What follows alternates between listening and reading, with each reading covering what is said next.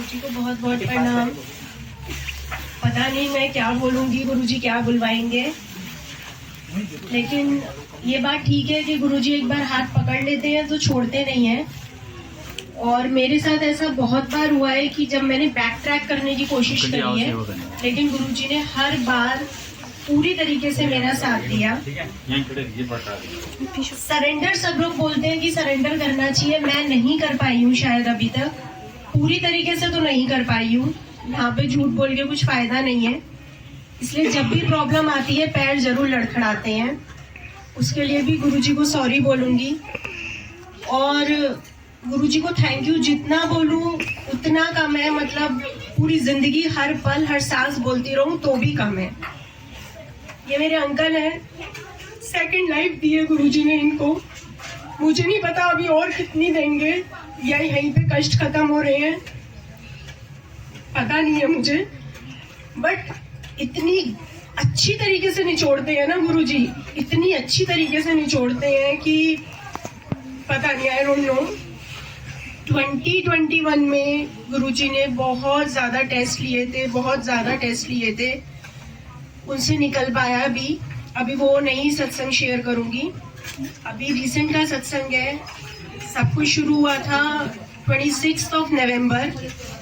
मैं अपने घर गई हुई थी और वहाँ पे अंकल की तबीयत खराब हो गई, नॉर्मल फीवर हुआ तो हमें लगा जस्ट वायरल होगा, लेकिन एक दिन दो दिन दूसरे दिन बहुत हाई ग्रेड फीवर हो गया।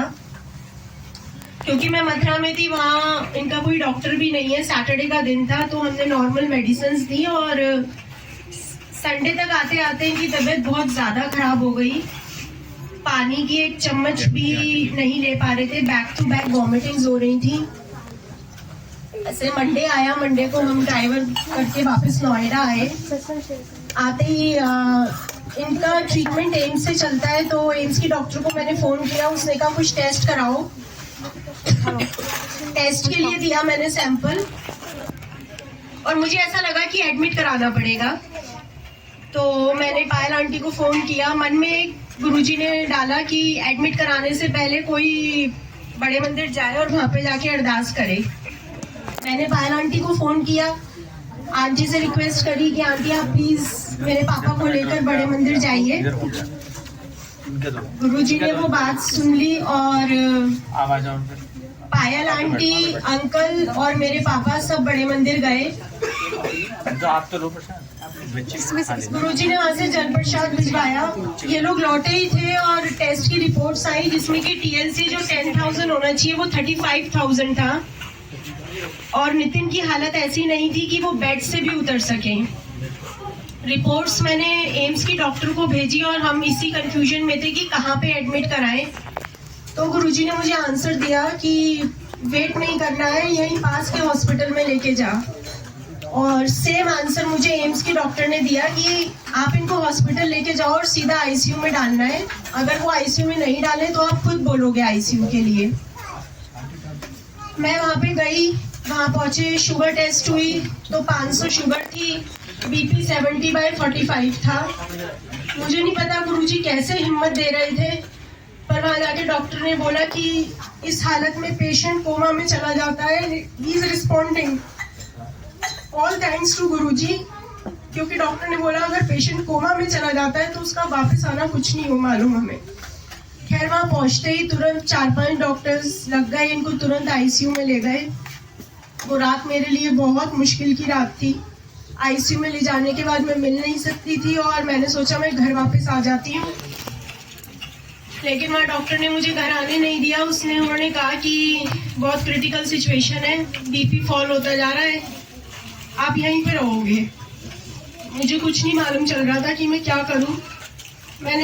मुझे इतना भी नहीं रहा कि मैं गुरुजी को बोलूं कि गुरुजी कुछ करो। मेरे दिमाग में सबसे पहले आया कि मैं पायल आंटी को बोलती हूँ, आंटी आप मंत्र जाप शुरू करो। मैंने पायल आंटी को फोन किया, आंटी बीपी बहुत फॉल हो रहा है, पता नहीं क्या हो रहा है, आप बस मंत्र जाप करो। उन्होंने मुझे कहा ठीक है हम मंत्र जाप कर रहे हैं। ऐसे करते करते 2 बज गए रात के। सिर्फ मंत्र जाप चल रहा था, मैं कर रही थी, बहुत सारी गुरुजी की संगत कर रही थी, मुझे नहीं मालूम कौन कर रहा था। उस समय 1:30 से 1:45 का टाइम था। आईसीयू के डॉक्टर ने मुझे बुलाया और उन्होंने कहा कि इनको सेंट्रल लाइन देनी पड़ेगी। मुझे नहीं मालूम सेंट्रल लाइन क्या होती है, और कहते हैं ना कि गुरुजी किसी ना किसी रूप में आपके पास आते हैं। तो जो मेरी एम्स की डॉक्टर है, मैं कहूँगी शायद गुरुजी हर बार उसके रूप में मेरे साथ खड़े रहते हैं।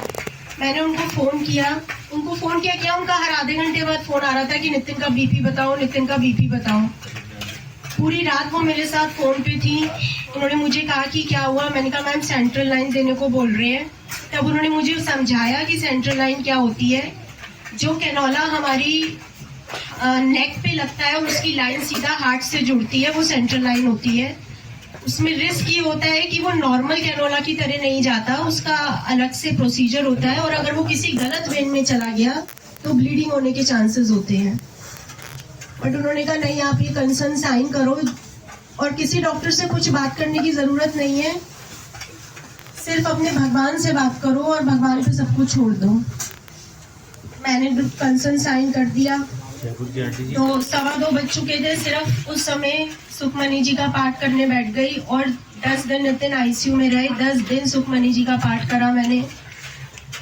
जब भी गुरुजी ने करवाया, जिस भी टाइम करवाया, मैं वहाँ हॉस्पिटल में बैठ के सिर्फ और सिर्फ सुखमनी जी का पाठ करती थी।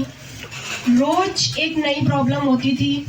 नेक्स्ट डे डॉक्टर ने कहा पोटेशियम लो हो गया है, पोटेशियम दिया, but thanks to Guruji central line की ज़रूरत नहीं पड़ी। जब मैं कंसर्न फॉर्म साइन कर रही थी तो मैंने उस डॉक्टर से इतना ज़रूर कहा कि मुझे अपने भगवान पे विश्वास है, सेंट्रल लाइन की ज़रूरत नहीं पड़ेगी, बट मैं फॉर्म साइन कर देती हूँ। बट सेंट्रल लाइन की ज़रूरत नहीं पड़ी, वो पढ़नी भी नहीं थी, मुझे विश्वास था, लेकिन कुछ फॉर्मेलिटीज़ होती हैं जो करनी पड़ती हैं। नेक्स्ट डे पोटेशियम लो हो गया, फिर से वही ड्रामा कि सेंट्रल लाइन देनी पड़ेगी। कुछ नहीं कर सकते थे। खैर उन्होंने सेंट्रल लाइन ही, बट पोटेशियम नेक की वेन के थ्रू जाता है, तो वो कैनोला लगा रखा था उन्होंने। 3-4 कैनोला लगे हुए थे, दोनों हाथों में लगे हुए थे, नेक पे लगा हुआ था। मैं बहुत स्ट्रांग रहती थी, बट जैसे नितिन को आईसीयू में देख के आती थी तो मैं गिव अप कर देती थी कि गुरुजी नहीं देख सकती हूँ। और मेरा जाना भी जरूरी होता था क्योंकि डॉक्टरों से मुझे ही बात करनी होती थी। बहुत हिम्मत देते थे गुरुजी, लेकिन देखने के बाद सब गिव अप कर देती थी। एक दिन हार्ट अटैक्स आ गए, तो डॉक्टरों ने कहा कि अब एंजियोग्राफी करेंगे। तो मैं हंसने लगी लिटरली। मैंने कहा गुरुजी एक हार्ट बचा था, वो भी आपने खराब कर दिया। बट उसके लिए भी गुरुजी का शुक्राना कि एंजियोग्राफी हुई, वो बिल्कुल क्लियर आई, क्योंकि इन्फेक्शन बहुत ज़्यादा था, इसलिए हार्ट पे प्रेशर पड़ रहा था और उसमें कोई दिक्कत नहीं थी। फिर प्लेटलेट्स की ज़रूरत पड़ी एक दिन, तो ग्रुप में डाला हमने प्लेटलेट्स के लिए। 1.5 घंटे तक कोई नहीं मिला हमें। मेरे हाथ पैर ऊपर नीचे हो रहे थे कि गुरुजी कैसे होगा। हॉस्पिटल वाले देने को तैयार नहीं थे और किसी भी और ग्रुप का लेने को तैयार नहीं थे।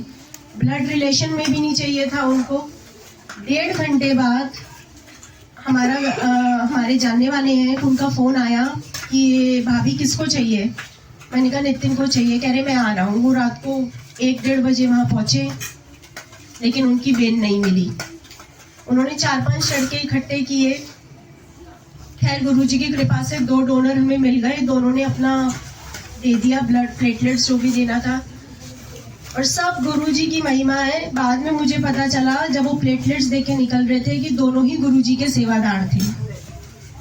तो प्रॉब्लम बहुत देते हैं। जब मैं घर से गई थी तो यही बोल के गई थी कि टेस्ट तो दिलवा रहे हो, पास भी आप ही कराओगे और पास आपको कराना ही पड़ेगा, कोई ऑप्शन नहीं है आपके पास। वो चीज़ भी गुरुजी ने क्लियर करवाई। उसके बाद इनकी सर्जरी होनी थी। सर्जरी कर नहीं पा रहा था डॉक्टर, क्योंकि इन्फेक्शन कम नहीं हो रहा था। तो वो कह रहा सर्जरी कैसे करें, 35,000, कभी 20,000, 15,000, मतलब इन्फेक्शन नहीं कम हो रहा था। बीपी नॉर्मल नहीं हो रहा था, बीपी की दवाई कंटिन्यूसली चल रही थी। एट लास्ट में 6-7 दिन बाद डॉक्टर ने गिव अप करके मुझसे ये बोला, एक दिन रात को 9 बजे, फ्राइडे का दिन था, कि सर्जरी तो करेंगे, इनको वेंटिलेटर पे डालेंगे। जितनी हिम्मत थी सब टूट गई। अकेली थी मैं उस समय हॉस्पिटल में।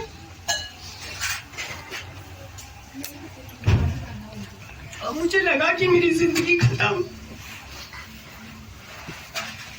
जय गुरु जी, जय गुरु जी। बोलो बोलो। पर मेरे गुरु जी ने बहुत हिम्मत दी।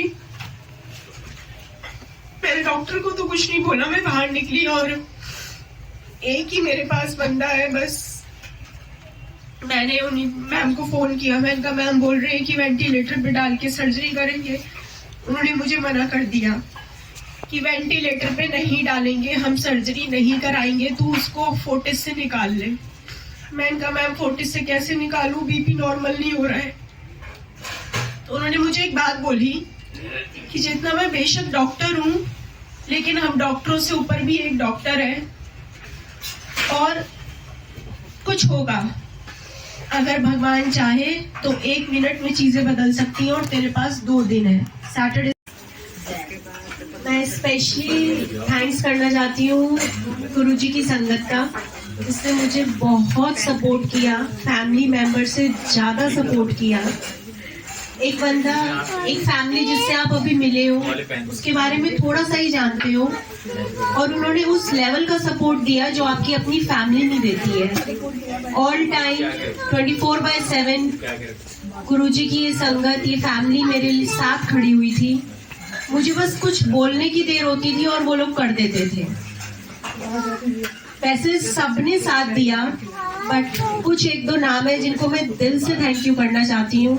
मनीष अंकल, पायल आंटी, शालिनी आंटी, पूजा आंटी, इन लोगों ने उस टाइम पे मेरा साथ दिया जिस टाइम पे मुझे सबसे ज्यादा एक सपोर्ट की जरूरत थी, एक मॉरल सपोर्ट की जरूरत थी।